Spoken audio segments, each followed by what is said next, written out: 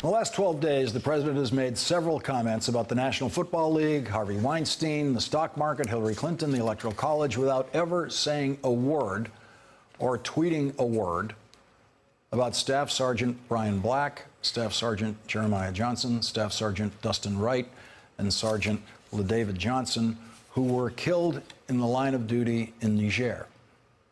Not one word. And today, the president claimed that he has written letters to the families of those soldiers and then said he wasn't sure if those letters would be sent today or tomorrow. Now, America has every right to believe the president was lying about those letters because he lied about a lot of things today in the Rose Garden.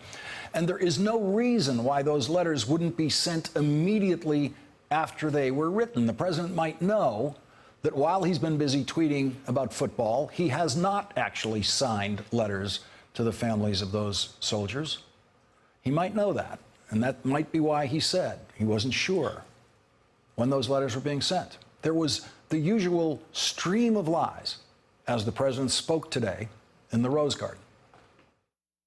You look at other countries, what they've done, and we're competing with other countries. When China's at 15%, when I hear that Ireland is going to be reducing their corporate rates down to 8% from 12%, but you have other countries also reducing. We can't be at 35% and think we're going to remain competitive in terms of companies and in terms of jobs.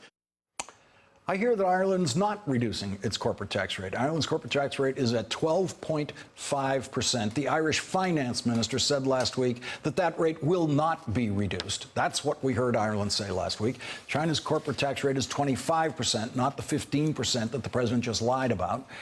And before the Rose Garden today, the president said this in the cabinet room. Obamacare is finished. It's dead. It's gone. It's no longer, you shouldn't even mention, it's gone. There is no such thing as Obamacare anymore. And he wonders why at least one of the cabinet members in that room today, listening to that, has reportedly called him a moron. Joining us now is James Fallows, Europe editor for The Atlantic and a former speechwriter for President Jimmy Carter. Also joining us is Daniel Day, Washington correspondent for the Toronto Star. Jim, having worked in a White House, I can only imagine what it feels like to you to watch a president in these rooms, in the cabinet room, in the Rose Garden, with this just relentless stream of lies about anything. As you know, in normal circumstances, everything that comes out of a president's mouth is so hyper-checked because the idea that he would make a factual mistake is something that everybody takes very seriously. And then there's this other business about the soldiers in Niger. Again, as you know, there's nothing that presidents, regardless of party, take as more just a grave obligation as the troops who are fighting and dying under their command. So Republican or Democrat, every previous president has been in touch with those soldiers, those casualties, and their families right away. And when he said today that President Obama never made any calls about this, he immediately got a tweet from an Obama staffer saying that that was an absolute lie. And it's a lie of the gravest sort for somebody who bears this commander-in-chief responsibility. Again, you can agree or disagree with the politics of any president, but all the ones I've seen or known about, they take this really deep in their hearts, and he's just lying about it. Yeah, cavalierly lying about it. Let's listen. Daniel, I know you've been reporting extensively on Puerto Rico, and I want to listen to something that the president said about Puerto Rico today. Their electrical grid was destroyed before the hurricanes got there. It was in very bad shape, was not working, was in bankruptcy, owed $9 billion. And then on top of that, the hurricane came. Now, you're going to have to build a whole new electrical plant system. Daniel, your reaction to that? This is the third time in less than 2 weeks that Trump has claimed that the government was going to have to rebuild power plants in Puerto Rico. In the past two instances, he's claimed that the plants were wiped out, destroyed.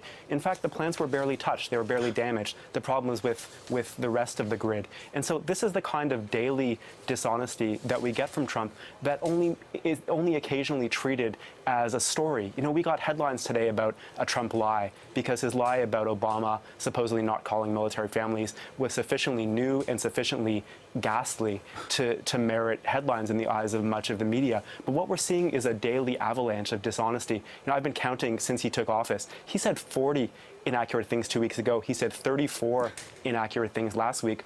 And these things are only occasionally talked about. His dishonesty is treated as kind of a sideshow to his presidency, when I think it is a central story of the presidency that I think a lot of people and a lot of the press have unfortunately become kind of immune to.